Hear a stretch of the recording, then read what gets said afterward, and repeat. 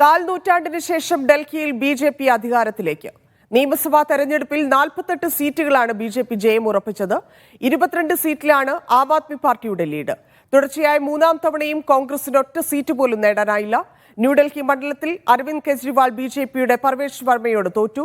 ജഗ്പൂര മണ്ഡലത്തിൽ മനീഷ് സിസോദിയയും തോറ്റു. മുഖ്യമന്ത്രി അതിർഷി കൽക്കാജി സീറ്റിൽ വിജയിച്ചു.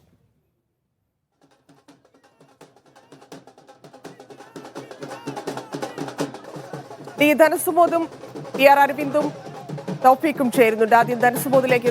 ധനസുബോധ്, ഇവിടെ വലിയ ഭൂരിപക്ഷത്തിൽ ജയിക്കുക എന്നുള്ളത് ആം ആദ്മി ഒരുപക്ഷെ പ്രതീക്ഷിച്ചിട്ടുണ്ടാകില്ല.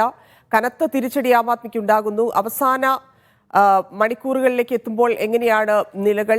എവിടെയൊക്കെയാണ് പൂർണ്ണമായി ആം ആദ്മി പരാജിതരായിരിക്കുന്നത്? കോൺഗ്രസിന് യാതൊരു തരത്തിലും ഇത്തവണയും കയറി വരാൻ സാധിച്ചില്ല, അല്ലേ?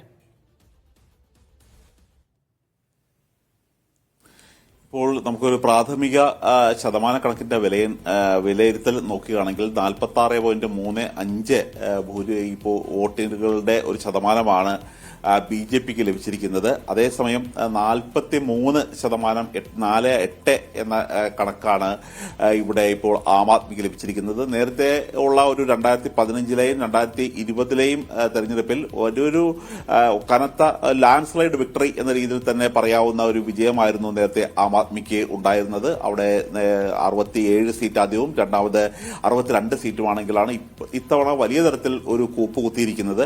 ഇതിന് പല തരത്തിലുള്ള ഘടകങ്ങളിലേക്ക് കാര്യങ്ങൾ നയിച്ചിട്ടുണ്ടെങ്കിൽ പോലും പ്രാഥമികമായി ബി.ജെ.പി. വളരെ കൃത്യമായിട്ട് തന്നെ അവരുടെ ഒരു ഗ്രൗണ്ട് ലെവൽ നടത്തിയ ഒരു വർക്ക് അത് വളരെ വിജയകരമായി തന്നെ ഒരു താഴെത്തട്ടിൽ മികച്ച രീതിയിൽ അവരുടെ ഒരു വോളണ്ടിയർമാരുടെ ഒരു വർക്ക് നന്നായി നടത്താൻ പറ്റി. ഇത് കൂടാതെ തന്നെ ആം ആദ്മി നേരത്തെ ജനപ്രിയമായ വാഗ്ദാനങ്ങൾ ചൂണ്ടിക്കാട്ടിയപ്പോൾ അതിന് എതിരായിട്ടുള്ള നിലപാടായിരുന്നു നേരത്തെ ബി.ജെ.പി. സ്വീകരിച്ചതെങ്കിൽ ഇപ്പോൾ അതുകൂടി ഉൾക്കൊണ്ടുകൊണ്ടുള്ള ഇപ്പോൾ നിലവിൽ ആം ആദ്മി സർക്കാർ നൽകിക്കൊണ്ടിരിക്കുന്ന പല നടപടികളും പല രീതികളും അതുപോലെ തന്നെ തുടരും എന്ന രീതിയിലാണ് ഉറപ്പ് നൽകിയത്. അതായത് വെള്ളം, വെളിച്ചം, യാത്രാ സൗജന്യം എന്നിവ അനുവദിക്കുക. ഇത് കൂടാതെ ആം ആദ്മി പാർട്ടി 2100 രൂപ സ്ത്രീകൾക്ക് നൽകുമെന്ന് വാഗ്ദാനം നൽകുമ്പോൾ 2500 രൂപ നൽകാം എന്നുള്ളൊരു വാഗ്ദാനം തന്നെയാണ് ഇപ്പോൾ ബി.ജെ.പി. മുന്നോട്ട് വെച്ചിരുന്നത്. അങ്ങനെ നിലവിലെ ആനുകൂല്യം തുടരും എന്ന് മാത്രമല്ല പുതിയ ആനുകൂല്യം കുറെ കൂടി ഒരു മെച്ചപ്പെട്ട ആനുകൂല്യം ആം ആദ്മിയേക്കാൾ നന്നായിട്ട്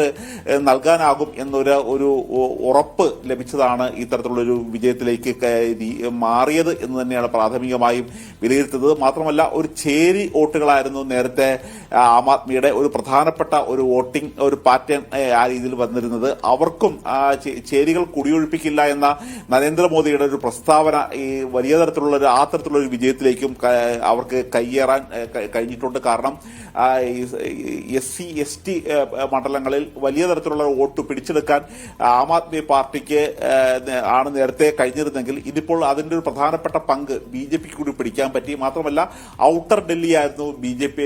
ആം ആദ്മി പാർട്ടിയുടെ ഒരു വലിയൊരു പ്രധാനപ്പെട്ട ഒരു ശക്തി ദുർഗം എന്ന് തന്നെ നമുക്ക് വിശേഷിപ്പിക്കാവുന്നത്. ആ തരത്തിലുള്ള ഔട്ടർ ഡൽഹിയിലേക്കും കടന്ന് കയറാൻ ബി.ജെ.പിക്ക് കഴിഞ്ഞു എന്നുള്ളത് തന്നെയാണ് ഇത്തരത്തിലുള്ള ഒരു വലിയ വിജയം ബി.ജെ.പിയെ തേടി വന്നിരിക്കുന്നതിന്റെ പ്രധാനപ്പെട്ട വിവരം. ഈ തരത്തിലുള്ള കേവലം ഔട്ടർ ഡൽഹിയിൽ മാത്രമല്ല നഗരഹൃദയത്തിലും ന്യൂഡൽഹി, ചാന്ദിനി ചൌക്ക് തുടങ്ങിയ മേഖലകളിലും വ്യാപാര സമൂഹത്തിലും മാത്രമല്ല മധ്യവർഗത്തിൽ, അതായത് 1 ലക്ഷം കോടി രൂപയോളം തന്നെ ഒരു മധ്യവർഗത്തിന് ആനുകൂല്യം കിട്ടുന്ന തരത്തിലുള്ള ഒരു പ്രഖ്യാപനം തന്നെയായിരുന്നു ബജറ്റിൽ ഈ 12 ലക്ഷം വരുമാനമുള്ളവർക്കുള്ള നികുതി ഒഴിവാക്കിയ പ്രഖ്യാപനം ഉണ്ടായത്.